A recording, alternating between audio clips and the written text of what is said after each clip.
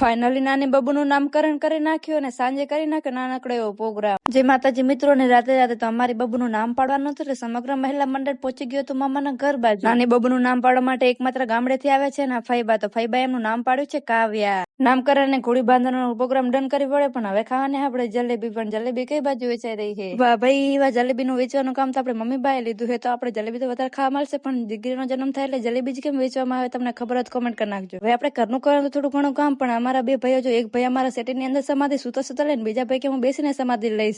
अबे साले ફાઇનલી કામ બીજું પતાવી દીધું, પણ મને મળી હતી કામ કરતી વખતે લખોટીઓ. તમે બાળપણમાં કોણ કોણ રમતા ને કેટલા કિલો લખોટીઓ છે જરા કોમેન્ટ કરી નાખજો. સાંજે ફરી સમગ્ર મહિલા મંડળ ભેગું થયું કે સિલિન્ડરનો ઉપયોગ કરતી વખતે કઈ કઈ કાળજી રાખી બધું જણાવી દીધું. પ્રોગ્રામ બીજો ડન થઈ ગયો ને કરી નાખ્યો બધા નાસ્તો.